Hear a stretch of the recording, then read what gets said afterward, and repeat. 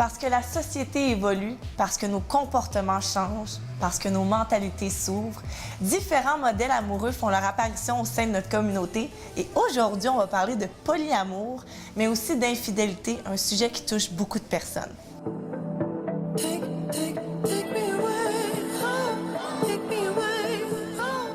Sur le plateau aujourd'hui, mes invités sont Héloïse Lapointe-Leblanc. Bonjour. Bonjour. Tu es polyamoureuse et présidente de l'OBNL Polyamour Montréal. Exactement. Jean-Michel Bolivar, on s'est rencontrés dans une entrevue radiophonique sur la boxe. Oui. Et tu m'as partagé que tu avais vécu l'infidélité et tu as aussi été infidèle. Donc, voilà pourquoi tu viens nous inviter aujourd'hui. Ça fait plaisir. Et finalement, Léa, étudiante en sexologie. D'entrée de jeu, qu'est-ce que le polyamour? Bien, le polyamour, ça le dit un peu dans le mot. C'est poly, donc plusieurs, puis amour, bien, amour. Donc, c'est... les gens qui sont polyamoureux, c'est des gens qui sont ouverts à être dans plus qu'une relation affective ou romantique avec d'autres personnes, pas juste leur partenaire, pas juste un partenaire, dans le fond. Puis la sexualité peut ou ne peut pas rentrer là-dedans. Ça dépend des personnes. Mais en gros, c'est ça. OK, donc ça peut être... Je peux avoir, exemple, une relation où il y a de l'amour et de la sexualité, puis je peux avoir une relation où il y a seulement de l'amour, pas de sexualité. Exact. Héloïse, ta description du polyamour? Ça ressemble un peu. C'est plusieurs personnes qui... En fait, c'est quelqu'un qui va aimer plusieurs personnes, qui va avoir des relations affectives et ou sexuelles avec le consentement de tous. Très que tout le monde important. soit informé là, de la situation. Et toi, pourquoi as-tu décidé de devenir polyamoureuse? Je sais pas si on décide de devenir oui? polyamoureux. À un moment donné, on se rend compte que on vit des relations amoureuses qui sont significatives pour nous autres. Puis, en tout cas, moi, c'est comme ça que c'est arrivé. Et je suis devenue amoureuse de quelqu'un d'autre. OK. Et évidemment, mais je me sentais très mal parce que socialement, on aime une personne, puis là, ben, on habite avec lui ou avec elle, puis finalement, on se marie, on a beaucoup d'enfants, puis on vit heureux. C'est ça le modèle. Le modèle social. qui nous est inculqué depuis longtemps. Exactement. Fait que là, mais quand tu contreviens à ce modèle-là, tu as l'impression d'être une mauvaise personne ou de ne pas faire la bonne chose. Sauf que j'ai été chanceuse. Je me suis ouverte à mon compagnon à l'époque, puis il est tombé sur un article sur le polyamour. En même temps? Oui, à peu près en même temps, puis il me l'a apporté. Puis là, j'ai fait comme « Wow! » Il y a des gens comme moi, puis je fais pas nécessairement la mauvaise chose. Parce que le fait que j'en ai parlé, c'était la bonne chose à faire. Puis finalement, ben c'est comme ça que je suis devenue polyamoureuse, mais je pense que j'ai toujours été polyamoureuse. Et quand tu as choisi de faire ce changement-là, est-ce que ton amoureux a embarqué avec toi? Oui. Puis les prochains que tu as rencontrés ont accepté aussi? Bien, j'ai toujours été honnête avec les gens que je rencontrais. Donc, quand je voyais que ça pouvait aller plus loin, ou même des fois si c'est sur un site de rencontre, tout ça, c'est écrit noir sur blanc, là, que je suis polyamoureuse. OK. Mais Mais je le dis quand même assez rapidement pour pas que les gens se créent des attentes que dans 3 mois, je vais avoir envie d'aller habiter avec eux autres. Puis l'autre chose, c'est que comme j'ai d'autres personnes, j'ai une personne principale dans ma vie, évidemment que je vais parler de cette personne-là, c'est ma vie. Ouais. Fait que je vais pas me contraindre à... Pour l'autre personne, ça peut être difficile. Quand la personne est au courant dès le départ, je pense que c'est le deal de départ qui est important. Puis si on a changé certaines choses, c'est beaucoup de discuter. Beaucoup. Sans communication, le polyamour, ça fonctionne pas. Ça, c'est vrai. Si je comprends bien, est-ce qu'il y a toujours une personne principale, comme a dit, et quelques relations secondaires, ou c'est pas toujours de cette manière-là que ça se passe? C'est pas toujours comme ça. Il y a quand même plusieurs personnes polyamoureuses qui aiment le concept de hiérarchie. Donc, où est-ce qu'il y a un partenaire ou une partenaire principale, et puis les autres partenaires sont dits secondaires. Mais c'est pas pour tout le monde. C'est pas tout le monde qui endosse l'hiérarchie dans les relations. Puis, donc, il y en a que, pour eux, ils vont plus parler en termes de nesting partner. Ça, c'est le ou la partenaire avec qui tu vis. Puis tu partages ton quotidien. Puis que les autres, c'est juste pas des nesting partners, dans le fond. Puis encore là, ça, c'est juste un autre des plusieurs modèles possibles dans l'univers polyamoureux. Et moi, ce que je me questionne, c'est quoi la différence entre le polyamour et les relations ouvertes? Ça me semble pareil, c'est d'avoir plusieurs relations à la fois. Bien, d'habitude, c'est que les couples ouverts, en fait, ils vont avoir juste une relation romantique et affective, mais ils ont quand même l'entente de l'ouvrir sur le plan sexuel. Donc, ils sont d'accord à avoir d'autres partenaires sexuels, mais il y a quand même une interdiction de... D'aller plus loin que de juste une tisser des relation liens sexuelle. affectifs romantiques. Ouais. OK, je comprends. Sauf qu'on s'entend que dans la sexualité, il y a quand même une relation. Là. Oui. C'est rare Ouais. qu'on a une sexualité sans émotions. C'est ça. La différence est entièrement minime. d'accord. Ouais. Jean-Michel, je l'ai dit en intro, tu as vécu l'infidélité et tu as été infidèle. Est-ce qu'on trompe plus qu'avant, à ton avis? À mon avis, on trompe plus qu'avant, sûrement, parce que si on regarde les couples mariés, souvent ça se termine par une tromperie ou que les couples se divorcent à cause qu'ils ont été voir ailleurs ou que ça marchait plus.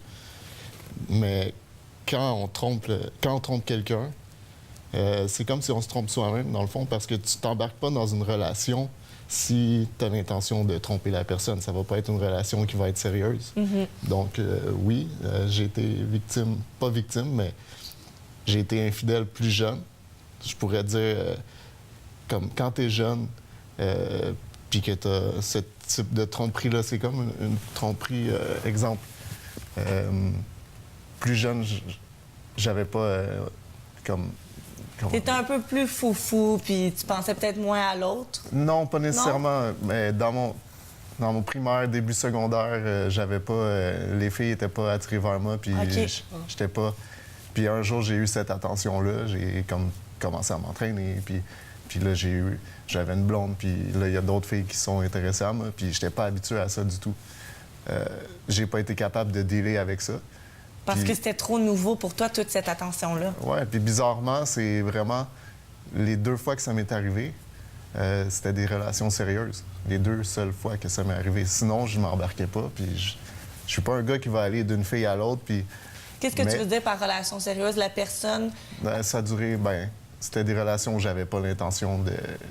Même si j'étais plus jeune, comme 17-18 ans, j'avais pas l'intention d'aller voir ailleurs ou quoi que ce soit. Oui, OK, je comprends ce que tu veux dire. Donc, c'était pas planifié, là, l'infidélité. Non. Puis un jour, comme je disais, quand j'étais jeune, j'ai toujours eu un crush sur une fille. Puis cette fille-là, elle m'a démontré de l'intérêt. Puis avec l'autre, ça marchait moins. Puis Et pourquoi t'as pas décidé de laisser l'autre avant de commettre ce geste?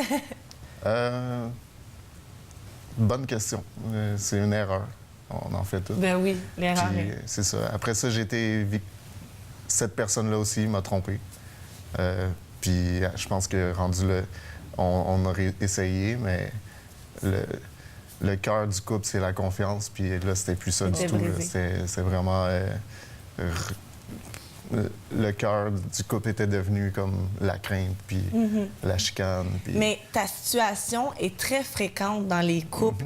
Quand une personne a vécu l'infidélité, après, elle veut lui donner, tu sais, l'expression la monnaie de sa pièce, non? C'est ça, hein, je pense. Elle veut faire vivre ce qu'elle a vécu. Donc, c'est une situation qui arrive fréquemment. Oui, mais aussi comme de la façon que ça s'est passé, cette personne-là, quand on a discuté, c'était plus fort qu'elle. Puis moi aussi, dans ce temps-là, c'était plus fort qu'elle. Moi, les deux, on était jeunes, puis on n'avait pas beaucoup d'expérience non plus. Fait donc, les jeunes... Quand t'es jeune, je pense que t'es moins mature, t'es moins prêt émotionnellement, puis t'es voué à l'erreur d'une façon ou d'une autre, là. Je pense que la plupart des couples que je connais, ça s'est terminé comme ça quand j'étais jeune, au secondaire, puis plus vieux, là. C'est vrai. Jean-Michel, on le sait, tu as vécu l'infidélité. As-tu de la difficulté à avoir confiance dans tes relations amoureuses? La confiance, non. Si je m'embarque avec quelqu'un, je pense que c'est parce que j'ai confiance en moi, que je ne ferai pas de choses qu'elle non plus, puis que le contact est parfait. Donc, ça t'a pas marqué au point d'avoir peur d'embarquer dans des nouvelles histoires amoureuses? Non, j'ai des amis qui me disent « Ah, je veux pas embarquer avec un tel ou une telle parce que je l'aime, mais j'ai peur d'avoir mal. » Sauf que il faut que tu le vives pareil. Je pense il faut que tu aies confiance. Puis, comme l'expression dit, peut-être que ça vaut la peine parce que tu vas grandir de ça, puis tu vas avoir de la peine, mais tu peux pas avoir peur d'embarquer dans cette relation-là juste parce que tu as peur. Ouais, Ça puis nuit beaucoup. en te fermant les portes, tu t'empêches peut-être de vivre quelque chose d'exceptionnel et de positif. Exactement. Merci. Ça fait plaisir. Léa, pourquoi les gens commettent l'adultère? Pour plusieurs raisons. Moi, je pense que la plupart du temps, quand on demande à quelqu'un cette question-là, la personne va probablement se dire « Ah, ben c'est à cause qu'il y avait un problème dans le couple. Alors, c'est normal qu'il y ait que quelqu'un aille voir ailleurs. »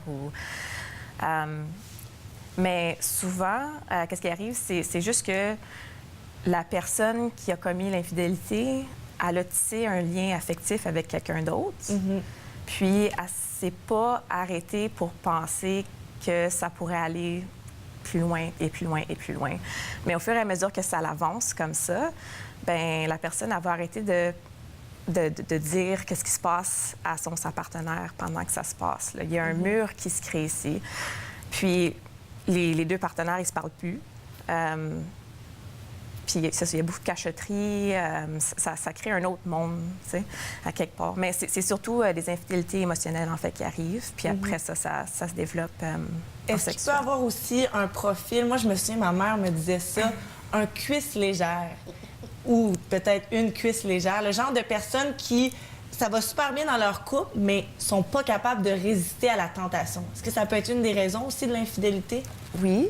Mais honnêtement, c'est vraiment plus rare, ça. Ah oui? OK. Oui. J'ai lu à quelque part, par exemple. Ça, c'était seulement une étude sur les hommes, par contre. Mais c'est environ 10 des hommes que ça ne dérange pas. Qu'est-ce qu'ils font? Quelle sorte d'entente qu'ils ont avec leur partenaire? Ils sont vraiment... C'est qu'ils sont, attirés envers l'interdit un petit peu. Mais c'est vraiment... C'est ça, 10 à peu près des hommes là, qui font ça. Donc, c'est plus rare. C'est plus rare, oui. Héloïse, est-ce que l'infidélité, c'était un des facteurs qui t'a poussée à devenir polyamoureuse? Parce que peut-être tu avais peur d'un jour être infidèle ou parce que tu t'es dit, moi, j'ai envie d'avoir plusieurs relations, donc j'ai pas le goût de commettre l'infidélité? Je dirais que c'était plus parce que je créais des liens significatifs avec d'autres personnes. Puis je voyais bien que, à un moment donné, on le sait, là, qu'on est en amour, tu sais. Ouais. Puis je dirais que je suis devenue polyamoureuse, c'est le titre, là, polyamoureuse. Parce que je voulais avoir un mot pour me définir, pour définir le genre de relation que j'ai. Pour t'identifier Pour aussi. m'identifier, puis aussi pour démontrer que je fais ça en toute honnêteté avec tout le monde. Tu sais. Fait que c'est pas tant l'infidélité que de présenter la vraie affaire. Ouais. Tu sais. Puis de dire aux gens... Ben oui, je me permets de vivre mes relations affectives ou sexuelles et dans ma vie. Donc, je me donne ce droit-là. Donc, si vous êtes capable d'accepter, ben oui, vous pouvez faire partie de ma vie. Mais sinon, ben je suis désolée. Je suis comme ça. Je suis comme ça. Léa, est-ce qu'il y a un genre ou un groupe d'âge où l'on est le plus infidèle? En général, à travers le temps, les études démontrent quand même que les hommes sont un petit peu plus susceptibles de commettre une infidélité. Mais avec le temps, par contre, il y a de plus en plus de femmes qui vont en commettre. Ça, je suis pas sûre. Pourquoi?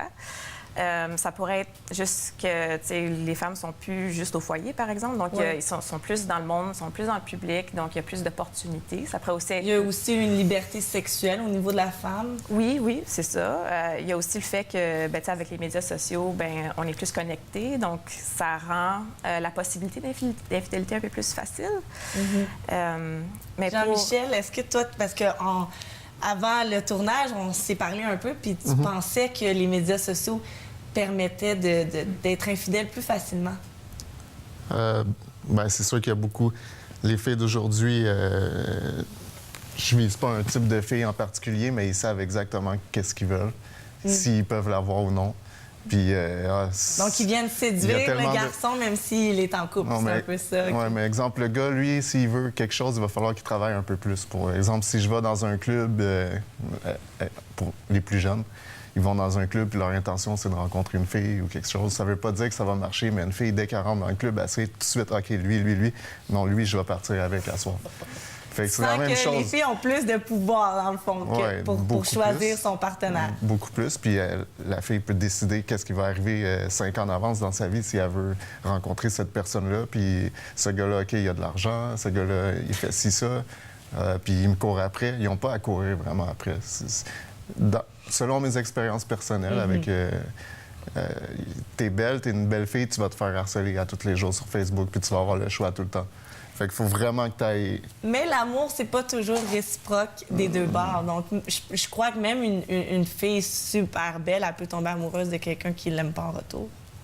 Oui, aussi, c'est sûr. C'est la même chose pour les garçons. Les garçons, oui, exact. Quand tu as une relation, je pense que la relation va rester ouverte ou elle sera pas sérieuse si les deux ne connectent pas. Puis il y a tout le temps quelqu'un dans les deux qui va chialer « Ah, ce gars-là, il est con » ou « Cette fille-là est conne parce qu'elle reste pas avec moi. » Puis je voulais être avec, mais c'est pas à toi de décider si elle veut rester avec toi ou non. C'est juste que ça ne connecte pas. Puis vice-versa, c'est la même chose pour la fille qui dit « Ce gars-là, c'est un crosseur. » Mais si vous deux, vous connectez, vous n'allez pas être tenté d'aller voir ailleurs au début, puis ça va être sérieux. Donc, c'est sûr qu'aux yeux de certains, j'ai pu être un con, mais c'était pas... Ça cliquait pas. Puis aux yeux de certains, de certaines... à mes yeux, il y en a certaines qui, c'est vraiment... C'était pas des bonnes filles, mais j'ai compris des choses, puis... Je me suis dit, ah, c'est vrai, je l'ai déjà fait moi avec. Puis si ça clique pas, c'est pas de ma faute ou de sa faute. C'est compliqué, l'amour. Oui, c'est très compliqué. Puis les réseaux sociaux, comme. C'est ça, c'est vraiment. Il y en a des filles qui ont des problèmes d'attention. Puis dès qu'ils en ont eu, à partir de là, ils sont comme plus vraiment connectés à la réalité. Ils s'inventent une vie, puis ils vont vraiment vers ce qu'ils veulent. C'est sûr que sur les médias sociaux, on peut se construire une image, puis ça porte parfois à confusion. Héloïse, tu es présidente de l'OBNL naissant Polyamour Montréal. Exactement. Parle-nous de la mission de l'organisme. La mission, c'est rassembler les polyamoureux, donner de l'information aussi à la population en général sur le polyamour. On fait des conférences une fois par mois qui s'appelle Polyamour 101, c'est comme un cours au cégep. Là. Ouais. Donc, c'est une conférence qui explique un peu les bases du polyamour, faire de la représentation comme je suis là aujourd'hui, puis vraiment offrir une communauté aux personnes polyamoureuses. Là. De l'encadrement aussi. Est-ce que vous accompagnez les gens? Cette aventure-là d'OBNL a commencé par un groupe Facebook. OK. Un groupe Facebook fermé. Puis à un moment donné, on s'est rendu compte que le groupe était rendu vraiment gros. Puis on a dit, peut-être que ça vaudrait la peine de faire quelque chose de plus officiel. Une année, on avait participé à la Journée des organismes, à la Semaine de la fierté gay. OK. Puis on avait parlé avec Manon Massy. Puis elle nous avait dit, vous savez, je peux pas vous aider si vous n'êtes pas un OBNL. Fait que vous devriez faire ça. C'est un beau concept, c'est une bonne, tu sais, vous faites partie de la diversité, c'est cool, qu'est-ce que vous faites, si vous faites de l'éducation, tout ça, faites-le. Puis, ben, c'est comme pas rentrer dans l'oreille d'une sourde. Moi, je suis quelqu'un qui s'implique vraiment beaucoup socialement, puis quand je fais quelque chose, je le fais à 100 tu sais, je fais pas les affaires à moitié.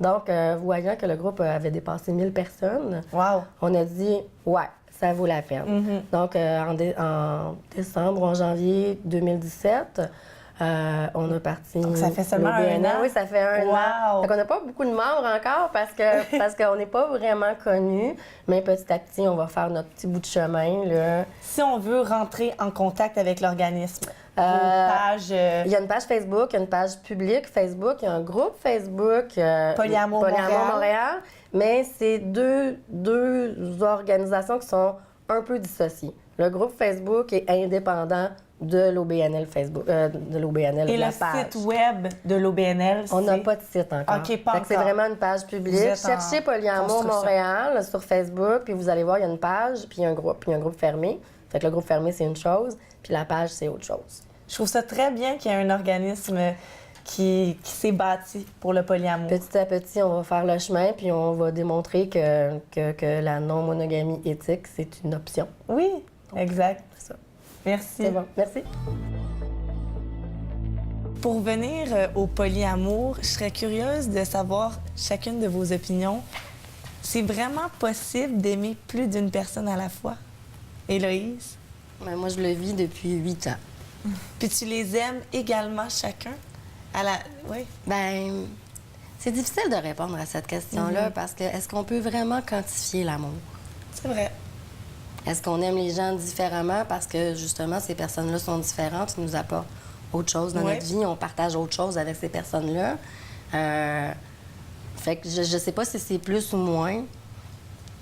Mais toi, tu ressens vraiment que chacun, tu les aimes. Oui. Mais je pose souvent la question à cette question-là. Oui. Je repose une question Oui. et je dis est-ce que tu as beaucoup d'amis, toi? Oui. Est-ce que tu les aimes tous également? Oui, quand même, oui. C'est la même chose.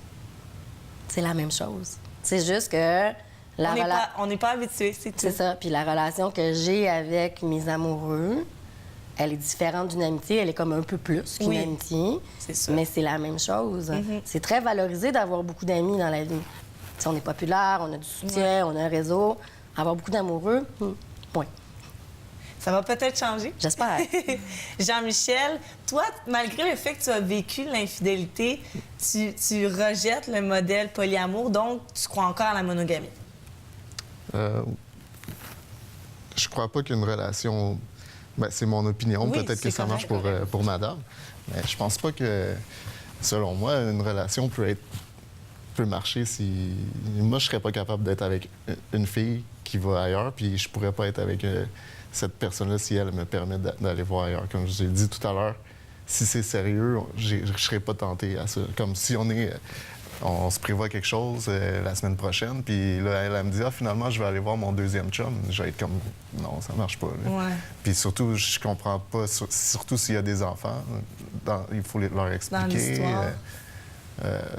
Héloïse, as-tu des enfants? Non, malheureusement, non. J'ai pas eu ce bonheur-là.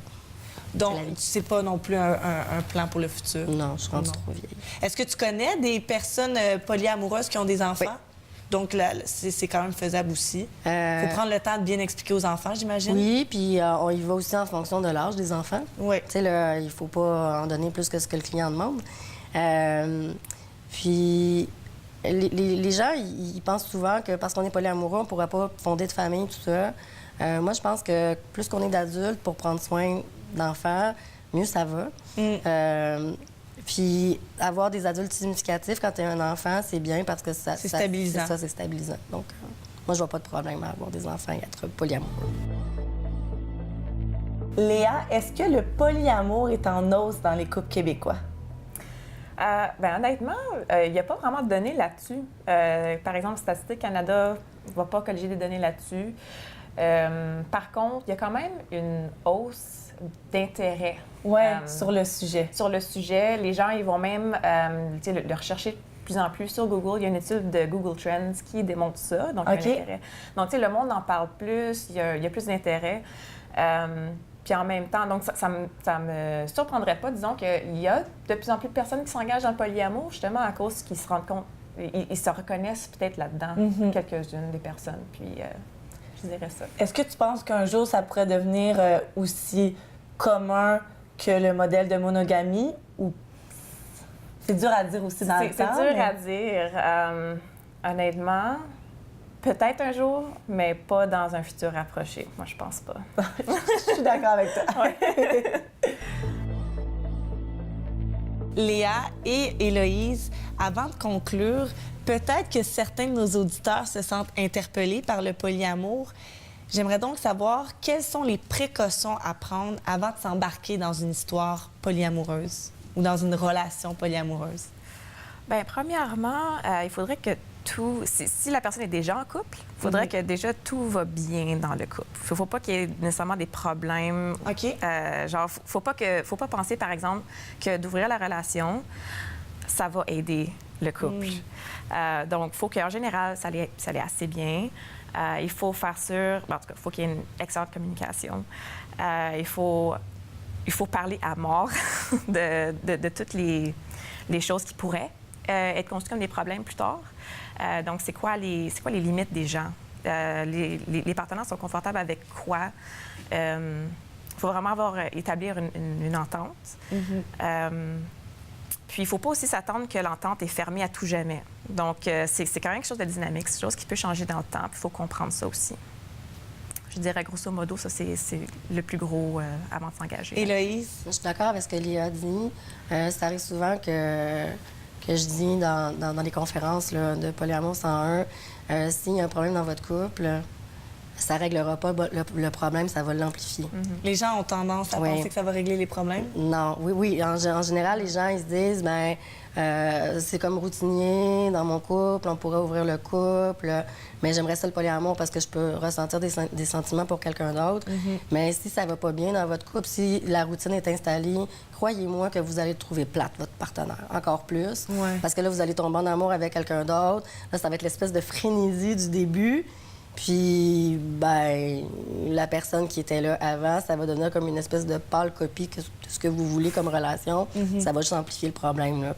Il faut vraiment beaucoup communiquer. Et au niveau de l'entourage, moi, je pense à Noël, dans la famille. C'est le copain principal qui vient. Ça dépend des, Ah oui? ça dépend des gens. OK. Ça dépend de la situation des gens. Il y a des gens qui sont vraiment out avec leur famille. C'est pas... Ça doit être important ça- de prendre le temps d'en parler à sa famille aussi, j'imagine. Oui ou non. Ah oui, OK. Ça dépend de la relation qu'on a avec notre famille. Pour Oui, vrai, là, c'est vrai. ça nous concerne, nous. De la manière qu'on vit nos relations, c'est pas vraiment de l'affaire de mes parents ou de ma grand-mère ou de mon oncle Pierre ou de... Tu sais, Ouais. ça me concerne moi. Donc, puis ça va aussi en fonction de ce que nos partenaires sont prêts à vivre avec nous autres. Si à un moment donné, tu as un de tes partenaires qui dit « mais j'aimerais ça tu sais, j'aimerais ça passer les fêtes avec toi », ben ça se négocie, ce genre d'affaires-là. Puis après ça, ben tu fais un évalues choix. comment tu fais. Merci beaucoup, tout le monde. J'ai adoré jeter un regard sur nos comportements amoureux, nos relations amoureuses. Donc, merci pour vos connaissances et votre témoignage. Ça fait Ça plaisir. fait plaisir. Que vous soyez monogame ou polyamoureux ou échangiste, que vous soyez dans un couple ouvert ou dans une fréquentation, l'important, c'est d'être bien, d'être amoureux et surtout d'être respectueux.